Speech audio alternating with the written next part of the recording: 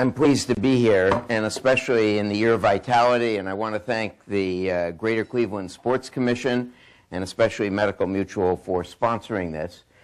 I consider vitality probably the most important thing right now in our national debate and national history, and that's why I feel privileged to be at the City Club. This is the graph that I wake up to every morning. It's what drives me every day. If you look at it, that blue line, and I apologize to the radio listeners, I'm going to try and describe it, but that blue line, and by the way, I just see Dan Malthrop, I want to thank you for being in your first week as the CEO. We should give a hand to him because it's a tremendous recruit. But the blue line, this graph was created by the Congressional Budget Office. It assumes a 2.5% growth rate in GDP for the next 70 years. The blue line is our national expenditures of everything in the federal budget except for health.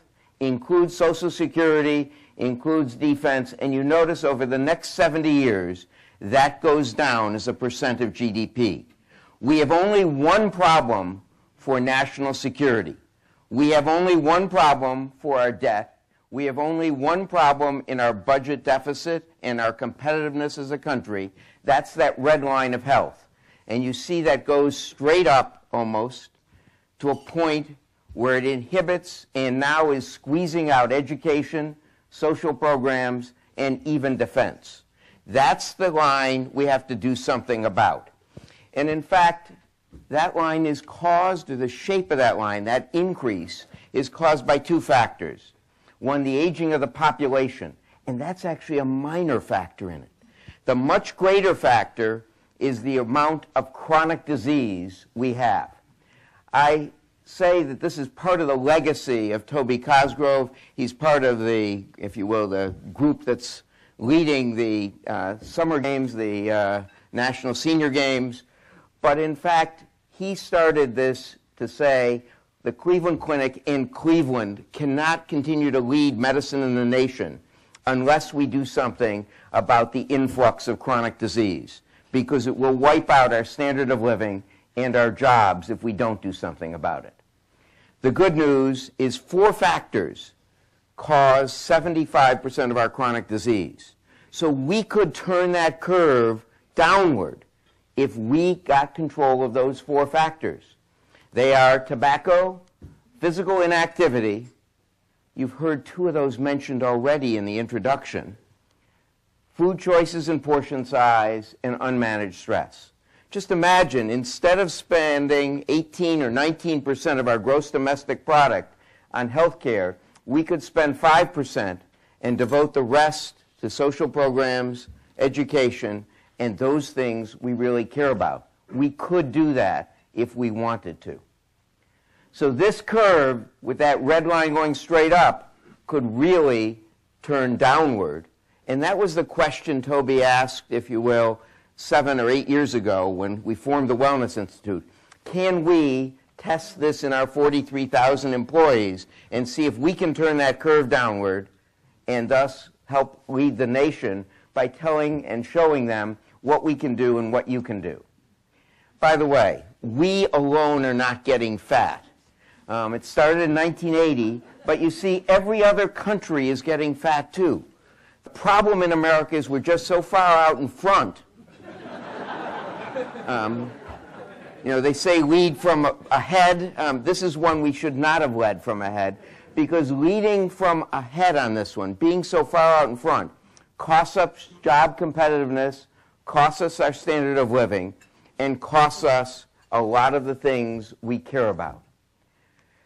The Senior Games has a long relationship with Cleveland, and I want to just bring that up. The first speaker at the National Senior Games under the arch in St. Louis when it launched, spoke to 100,000 people, was a Clevelander, Bob Hope. And that tradition, in fact, I'm glad it's come home, if you will, to Cleveland where the games are. The goal, promote healthier lifestyles through education, fitness, and sport. And this is the Year of Vitality. So I'm going to speak about that. And we're going to come to the conclusion, or at least ask the question, can physical activity play a role a substantial role in changing the shape of the curve. Before I get there, I like to think about how we think of aging. And most people in America think of aging as you hit your peak quality of life between 25 and 35, and then it's all downhill. And it is. If you do nothing about it, every function in your body goes down at about 5% every 10 years, except for women where bone mass goes down 10% in the 10 years surrounding menopause. But what goes down at 5%? Our muscle mass, our bone mass, our cardiac, our heart function, our lung function, our liver function, even our IQ. This is the IQ of Harvard physicians. The study started in 1952, and their IQs are still going down, those that are alive. But it goes down at the same, it tells you who you should choose as your physician, right? But it goes down at the rate of 5% every 10 years, the same as every other function. But if you look at what we call the error bars, or the range, you'll see some don't have any decrease.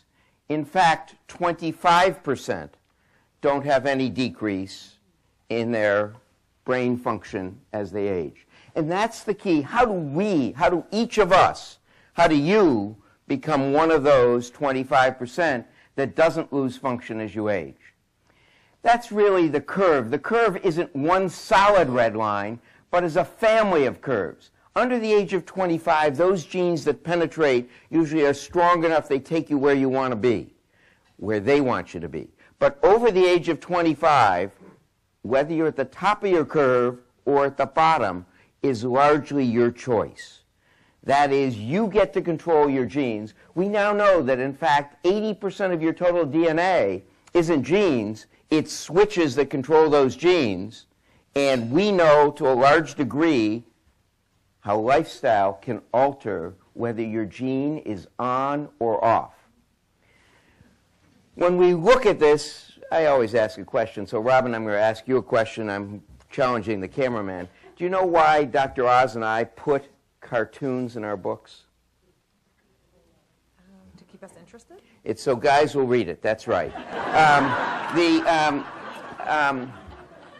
But this is the cartoon that describes that. And what happens here, as you see this first decrease, that's what the great hospitals of the world, the Cleveland Clinics and the University Hospitals in the Metro.